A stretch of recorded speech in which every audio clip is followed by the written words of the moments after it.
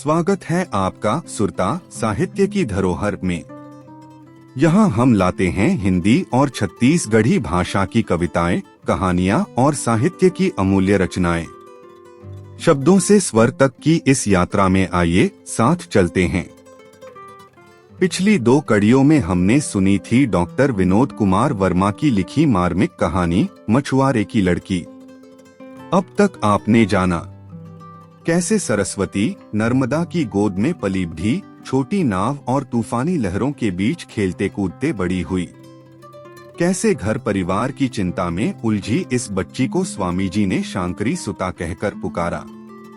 और कैसे 29 अगस्त 1973 की मूसलाधार बारिश ने नर्मदा को प्रलयंकारी बाढ़ में बदल दिया। गांव उजड़ गए, मकान ढह गए और हजारों निर्दोष बेमौत मारे गए।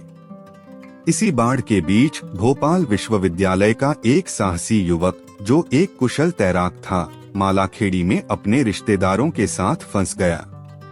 उसने भी अन्य लोगों की तरह पूरी रात एक जर्जर छत पर काटी।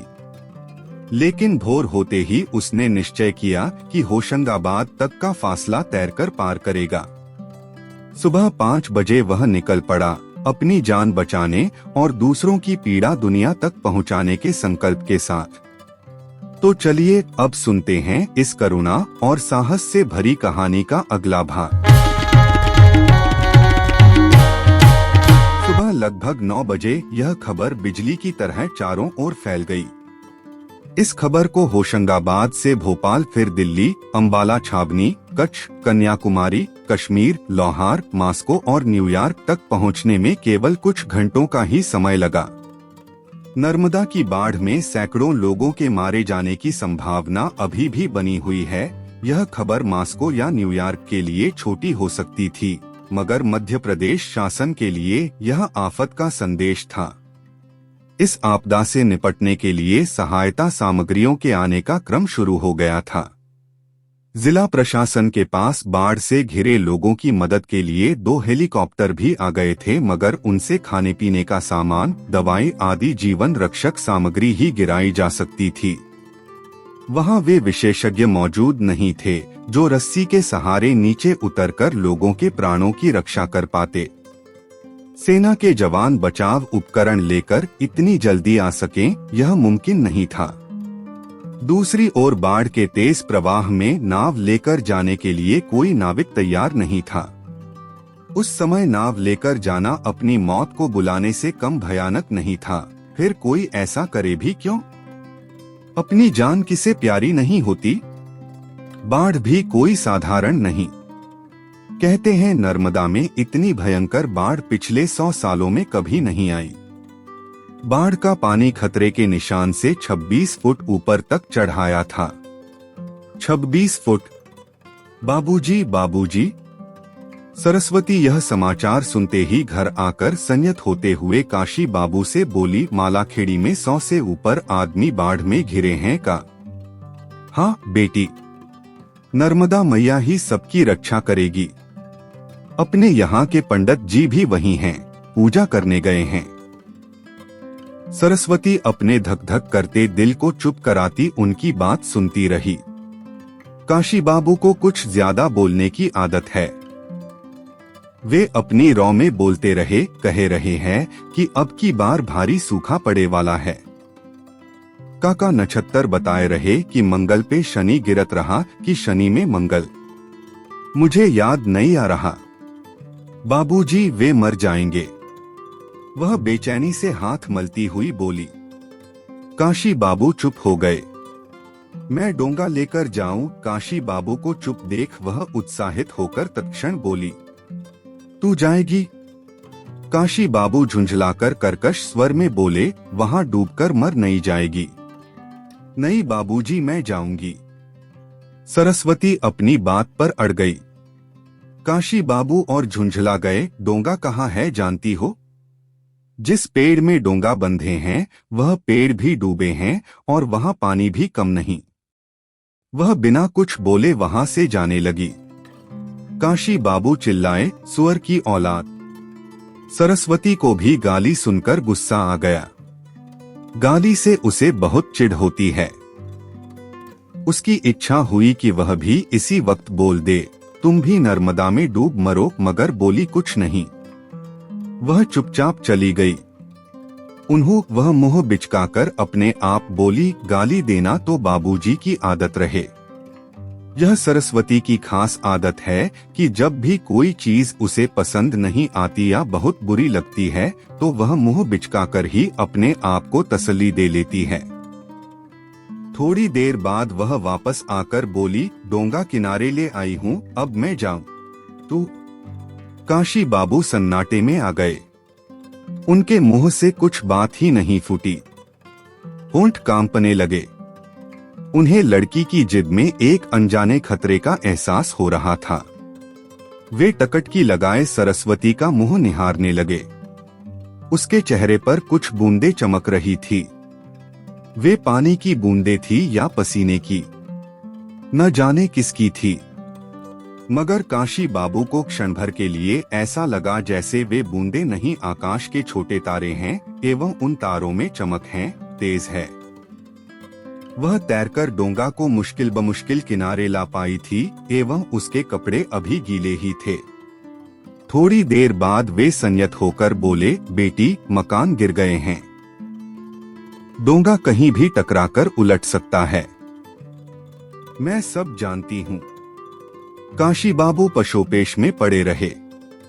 उन्हें समझ नहीं आ रहा था कि इस समय क्या करें क्या न करें। एक तो खुद की बीमारी, दूसरी घर की चिंता, तीसरे बेटी की ब्याह की चिंता और तिस पर उसकी यह जिद। भगवान ही बचाए इससे। तेरे को कुछ हो गया तो वे कांपती आवाज में बोले, कुछ नहीं होगा। ओ बाबूजी, वह खींचकर ऐसे बोली जैसे उसके पास बिल्कुल भी समय नहीं है। देखो न, बेचारे मर जाएंगे। यह कहते कहते सरस्वती की आंखें डबडबा गई। उसके ओंठ फड़फड़ाने लगे। गुस्से से उनका चेहरा तमतमा उठा। आखिर उस जिद्दी लड़की के गुस्से में भी करुणा, ममता और दया की भावना ही तैर रही थी। अब काशी बाबू के पास जिद्दी लड़की के साथ रहकर उसे देखने के अलावा और कोई उपाय शेष नहीं बचा। अपनी बीमारी और कमजोर शरीर से ज्यादा उन्हें सरस्वती की फिक्र थी। उस समय उन्हें यह भी ख्याल नहीं रहा कि यदि वे दोनों नर्मदा में डूब मरे तो परिवार के शेष लोगों की देखभाल कौन करेगा। तूफानी लहरों और कई बार आंधी के भयंकर थपेड़ों ने उनकी नाव को बड़े जोर से उछाला। हर बार ऐसा लगा कि नाव अब उल्टी। नाव भी इतनी छोटी कि एक बार में 8-10 लोगों को ही लाया जा सकता था। चप्पू संभाले संभाले उसके हाथ दुखने लगे। शरीर का जोर दर्द करने लगा। सारा शरीर और कपड़े पसीने से तरबतर हो गए, लेकिन वह बिना सुस्ताए और आराम किए लगातार नाव खेती रही। बीच में 2 रोटियां भी खा ली। शाम हो जाने के कारण धुंधलके में अब नाव चलाना मुश्किल था। तट के किनारे पहुंचने पर काशी बाबू ने फिर टोका, बेटी, अब तो रहने दे। अंधेरे में वापस नहीं आ पाएंगे। वह चेहरे पर आए पसीने को पोंछती हुई कातर स्वर में बोली, बाबूजी, थोड़िए जन तो और बचे हैं। 4 पल बाद वह असमंजस की स्थिति से उबरकर लगभग आदेशात्मक स्वर में बोली, बाबू तुम रुको, मैं ही चली जाती हूँ। विवश काशी बाबू नाव से नीचे उतरे। उनकी आंखों में आंसू आ गए। उन्हें डर था कि वापसी तक अंधेरा हो जाने के कारण उनकी बेटी अब कभी वापस नहीं लौट पाएगी और अभिमन्यु की तरह बलिवेदी पर एक नाम और लिख दिया जाएगा। सरस्वती को बहुतेरों ने समझाया, रोका, टोका, मगर वह न मानी। वह जाने को उद्यत हुई तो किसी भले मानुष ने उसे एक नया टार्च दिया। एक ने भरी हुई माचिस की डिब्बी भी दे दी। उसकी नाव आहिस्ता आहिस्ता आगे बढ़े लगी। उसने पीछे मुड़कर देखा तो बाप बेटी की नजरें मिली और काशी बाबू ने चेहरा नीचे झुका लिया। उस समय उनकी आंखों में हर्ष, विषाद और भय मिश्रित आंसू सांझ के धुंधलके में भी स्पष्ट दिखाई पड़ रहे थे। सरस्वती ने कुछ बोलने के लिए मुंह खोला मगर उसकी आवाज गले में ही फंसकर रह गई। विवश पिता की आंखों में मृत्यु भय, आंसू और चेहरे की थकान को देख भला किसे अच्छा लगेगा।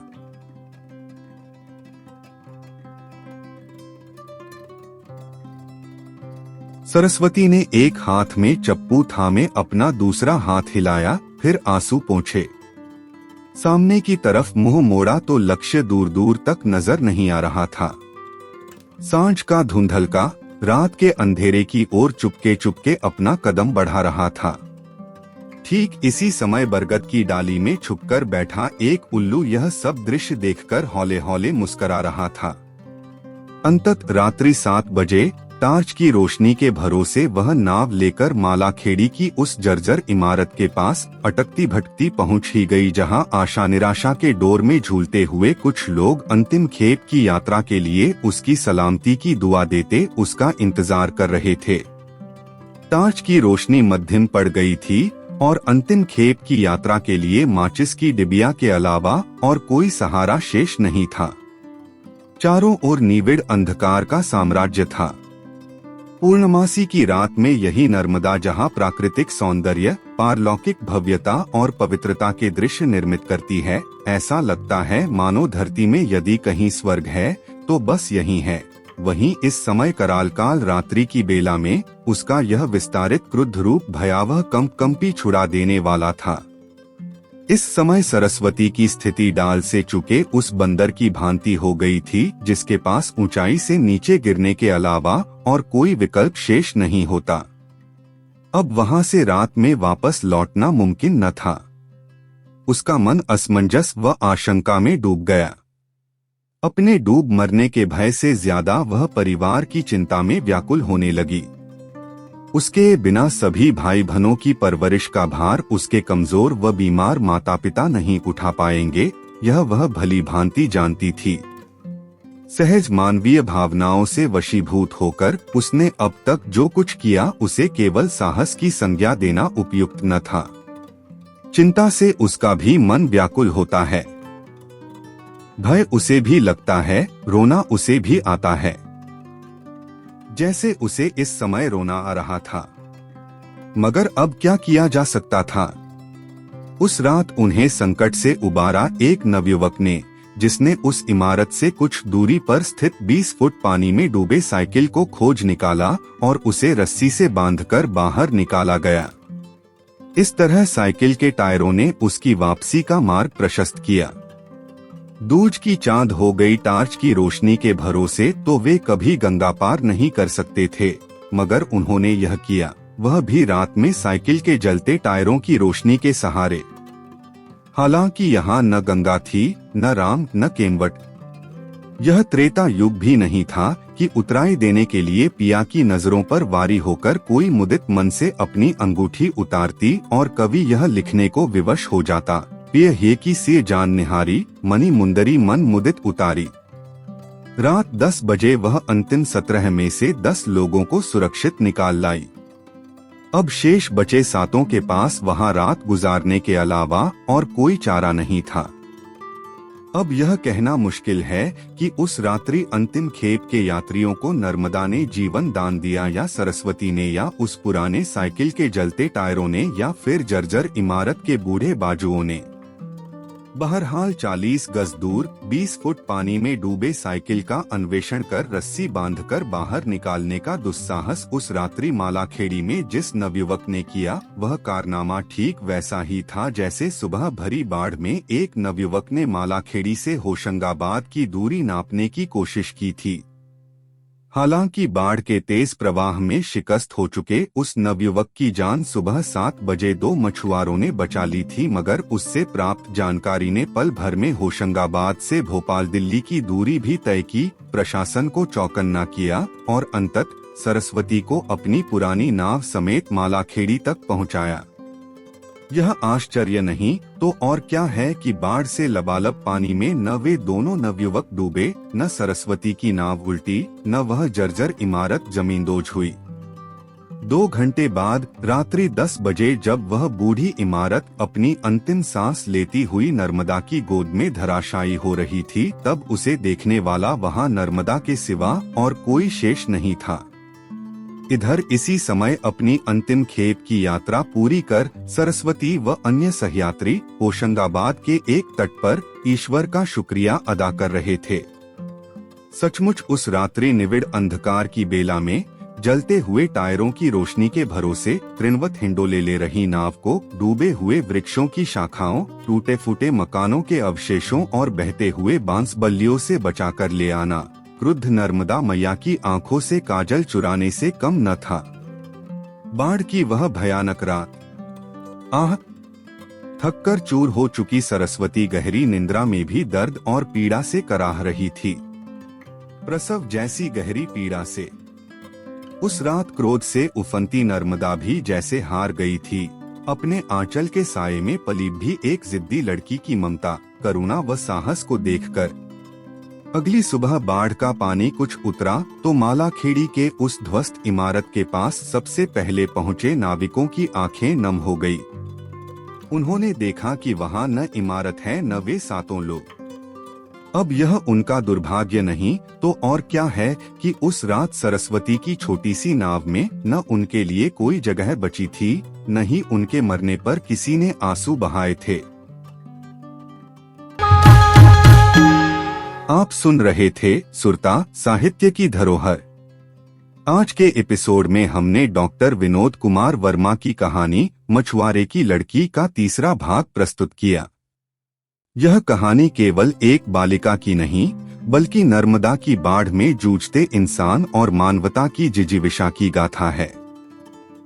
हमें उम्मीद है कि यह कथा आपको छू गई होगी। अगले एपिसोड में इसका चौथा और अंतिम भाग सुनेंगे। कहानी और भी कविताएं, आलेख और साहित्यिक रचनाएं पढ़ने के लिए जरूर विजिट कीजिए हमारी वेबसाइट www.surta.in। अगर आप पॉडकास्ट सुनना पसंद करते हैं तो हमें स्पॉटिफाई पर फॉलो करें ताकि हर नया एपिसोड सीधे आपके पास पहुंचे। और हाँ, हमारे यूट्यूब चैनल को सब्सक्राइब करना बिल्कुल मत भूलिए, जहां आपको यही कहानियां और भी खूबसूरत अंदाज में मिलेंगी। आपके साथ का इंतजार रहेगा। मिलते हैं अगले एपिसोड में, तब तक के लिए नमस्कार।